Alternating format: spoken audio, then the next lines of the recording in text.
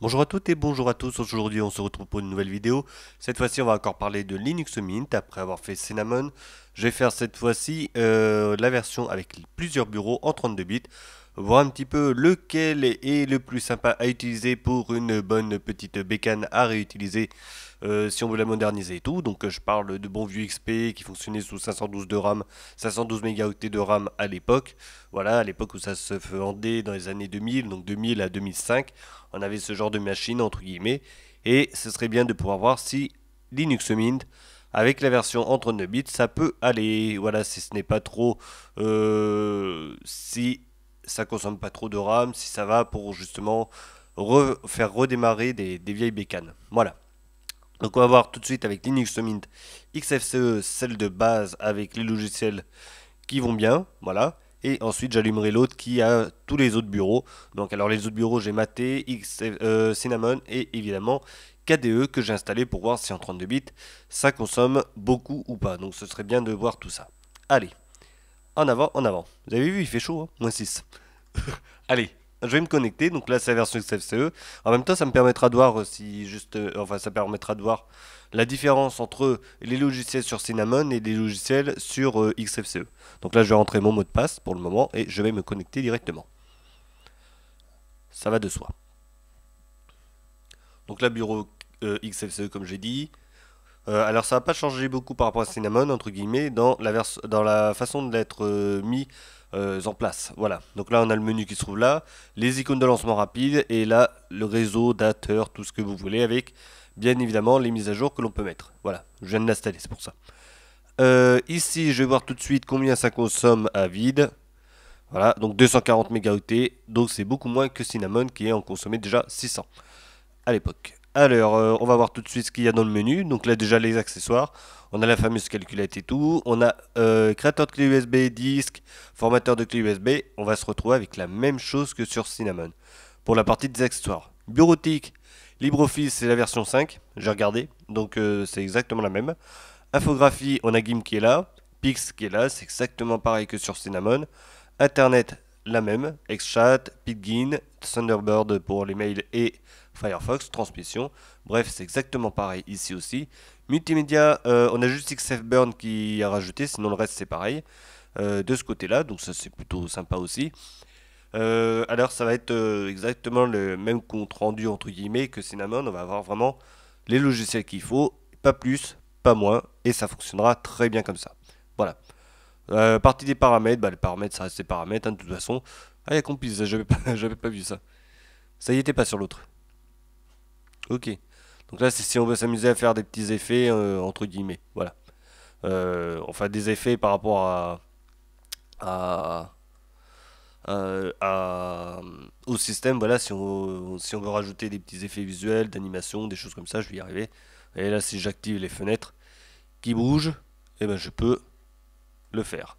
Voilà. Donc après, je sais pas trop comment ça s'est mis là. Alors, ok.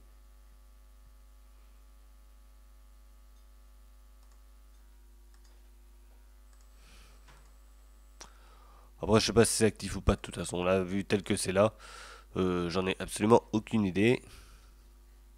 On va pas s'attarder là-dessus. Mais si on veut, si on a une bonne carte graphique, ça devrait s'activer. Voilà.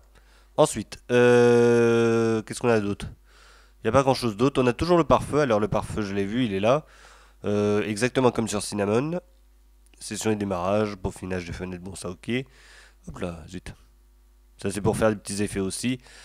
Assez léger de toute façon, mais c'est quand même cool de l'avoir. Voilà. Donc là, hop là. Si je descends un peu, opacité durant ah voilà, déplacement. Si je fais ça, on va avoir le même effet que sur KDE. Hop là. Donc ça c'est plutôt cool aussi. Voilà, et le système, après bah, ça reste le reste, ça reste pareil. Gestionnaire de logiciels, je vais l'allumer, mais normalement on devrait avoir la même chose que sur Cinnamon au niveau du magasin d'applications. Si on peut appeler ça un magasin, parce que comme j'ai dit, tout est gratuit. Et ben c'est exactement le même. Voilà. Donc ça c'est plutôt cool. Là si je vais dans la page de développement, hop, on a tout ce que l'on veut. On clique sur un, alors Glade, je vais prendre. Et là on peut faire l'installation directement avec bien évidemment une preview et enfin l'explication, la preview et évidemment les commentaires qui vont bien, si c'est bien ou pas bien. Enfin, il y en a un qui a pas aimé. Voilà. Bon, voilà pour ce qui est de XFCE. Donc là, je vais allumer Internet. Comme ça, on va voir un petit peu. C'est toujours bien parce que Firefox, il consomme pas mal de mémoire malgré tout. Hein. C'est un petit peu le souci entre guillemets de celui-là. Donc là, je vais aller sur YouTube. Hop là. Et là, on va le laisser charger tranquillement. En plus, il y a la pub qui est restée. Donc normalement, ça devrait afficher pas mal de choses.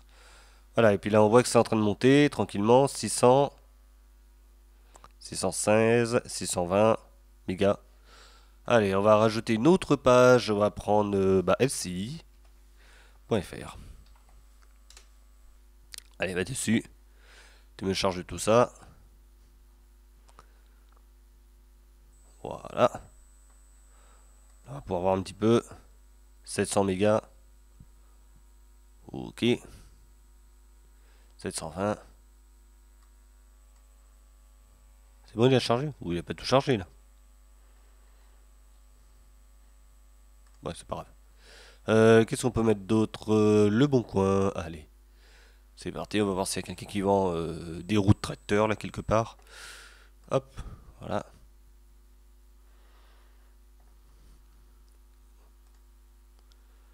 Ok, 800 mégas. Apparemment, ça n'a pas l'air de vouloir monter beaucoup plus. Ça y est, c'est stable. Si j'enlève YouTube, ça fait pas grand chose de plus. Ah, voilà la pub qui arrive. Ok. Et si je reste avec un seul onglet, ça réduit quand même un petit peu, mais pas tant que ça. Voilà, ça y est, à la pub qui est arrivée. C'est cool. Tiens, je vais ouvrir l'article. Allez. On va voir si ça bouge ou pas.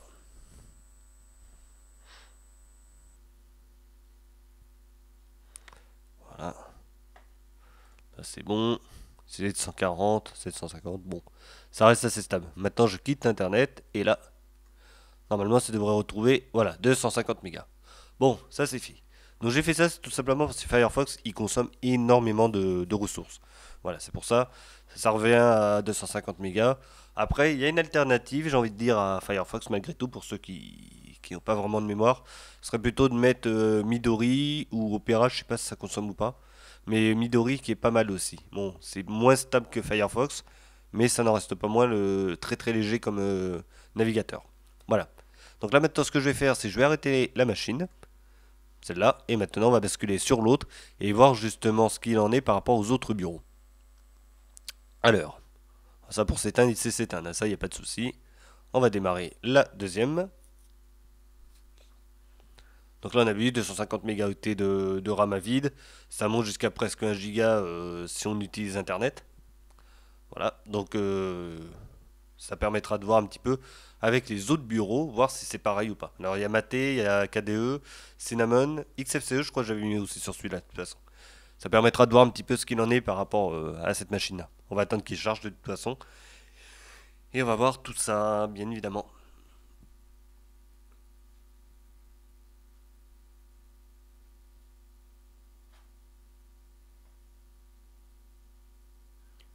Ok. Alors là, on va aller sur une session XFCE. Donc là, il me fait un bug graphique là, qui me plaît pas trop. 1.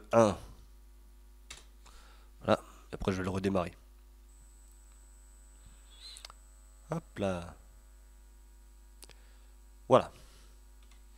Donc là, c'est une version, bien évidemment, qui a été rajoutée. Là, je vais faire la même chose pour voir un petit peu si ça consomme ou pas. Voilà. C'est bon, il est calé. Il est calé. 200 mégas. Très bien. Bon. Alors là, on voit que c'est exactement pareil, de toute façon. Là-dessus, c'est sûr. Redémarrer. Si ça peut me le redémarrer en plein écran, ce serait pas mal. Donc là, voilà, 200, 250. Ça s'équivaut de toute façon. On voit que c'est vraiment c'est le bureau. Il pèse ça en 32 bits. Ça, il n'y a pas de souci là-dessus. Et maintenant, on va pouvoir voir avec les autres bureaux. Donc, comme j'avais dit, KDE, Cinnamon et tout. Bon, j'espère qu'il va pas me refaire le bug graphique qu'il m'a fait là. Mais ce serait pas mal qu'il me l'ait en plein écran. Ce serait plus sympa. Allez, vas-y.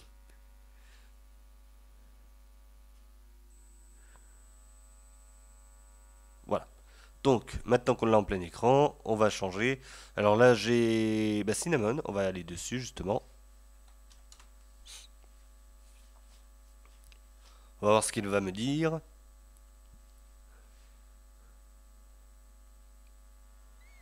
Donc, toujours le temps qu'il charge le bureau. Hein. C'est toujours un petit peu long, mais bon. Après, une fois que c'est lancé, c'est lancé. Ça, je vais l'éjecter de là.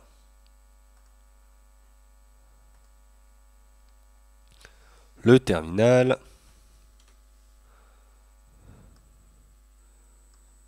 Voilà, 430. 430 mégas. Voilà. Bon, c'est pas ce qu'il y a de plus léger, c'est un petit peu plus lourd. Voilà. Donc après, il faut penser que si on va sur internet, on va passer le giga sans problème avec celui-là. Alors, non, annuler, c'était pas ça, c'était juste sa déconnexion. C'est ça. Fermer la session. Voilà. Maintenant, on va aller sur mater. Voir un petit peu ce qu'il en est. Ah.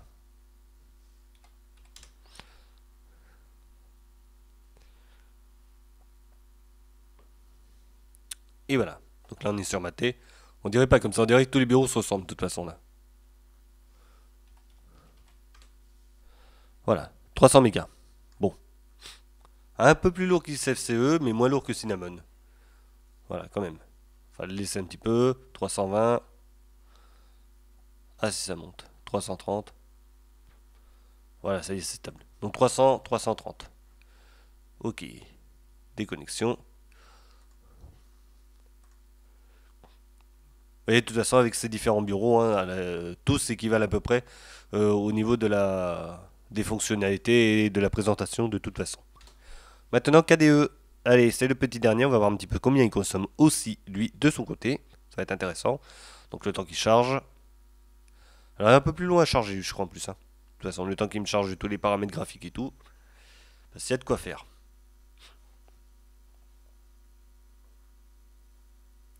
Et toujours pareil, 32 bits. Évidemment. Et voilà, là, il est chargé. Donc là, la différence, c'est qu'on n'a pas les icônes de lancement rapide sur KDE. C'est un poil différent. Alors. Ah d'accord. J'ai demandé le terminal, mais il m'a fait autre chose, lui. Hop là, il est pas assez rapide. Voilà. Ok. Voilà. 350, 360 mégas de RAM utilisés. À vide. Voilà. Bon.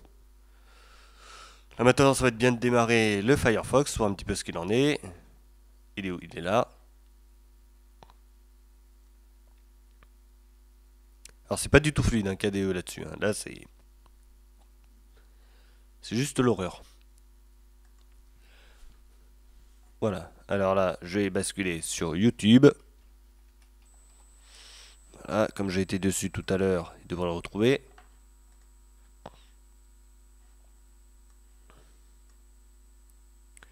Voilà, 732.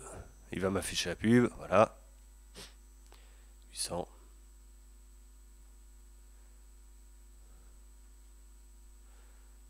Et voilà. Donc on va 800, 820. Si j'ouvre un nouvel onglet, je pense que après il devrait aller vite fait dans le giga, je pense. Accueil Wikipédia. Voilà. Ok. Non, ça va, il reste stable. Il reste stable quand même. Et je l'éteins. Alors oui, je vais fermer les onglets. Et voilà, 350. Ça repart comme c'était au début. Donc voilà, ça y est, j'ai à peu près tout fait. Donc j'ai fait tous les bureaux qui étaient possibles, je pense, sur Linux Mint, en restant dans, bien évidemment, les bureaux qui sont accessibles pour le grand public. Voilà. On va pas aller sur LXDE, OpenBox et tout le bazar. Je crois que ça ne vaut pas trop la peine, à mon avis, de ce côté-là. Donc, maintenant, on va faire un petit bilan global de tout ça. Alors, le plus léger, c'est XFCE. Ça, c'est sûr, on l'a vu. Et le plus lourd, ça va être Cinnamon, qui va consommer un petit peu plus de 400 mégas de RAM à vide, toujours. Attention. Donc, Quand je dis ça, c'est parce qu'il faut prendre en compte que normalement un ordinateur, on ne le laisse jamais à vide, on allume toujours un truc. Si on l'allume, c'est qu'il y a une raison. On va allumer, je sais pas, la musique, on va faire un petit peu de traitement de texte. On peut faire encore d'autres choses, hein, bien évidemment. Aller sur Internet, évidemment, comme tout le monde.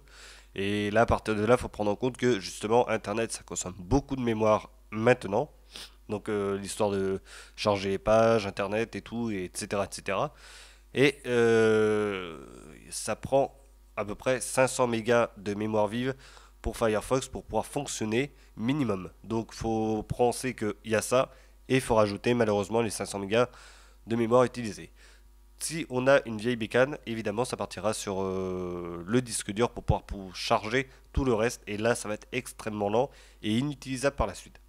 Donc, si on revient au bilan global de tout ça, pour du 32 bits et faire fonctionner une bonne petite bécane, vaut mieux se tourner vers XFCE.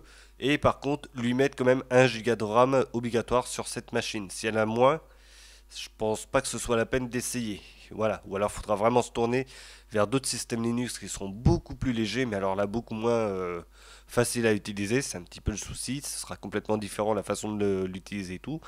Et là, on va se tourner vers des choses qui seront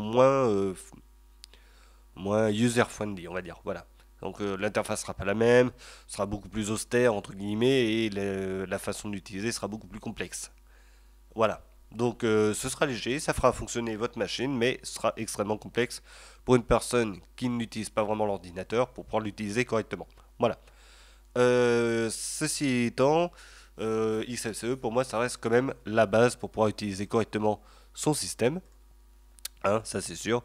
Et malgré tout, Linux Mint avec XFCE, franchement, c'est plutôt pas mal, hein, de ce côté-là. On a vraiment tout. On a une interface qui est plutôt sympa. Ça ressemble un petit peu à du Windows, entre guillemets.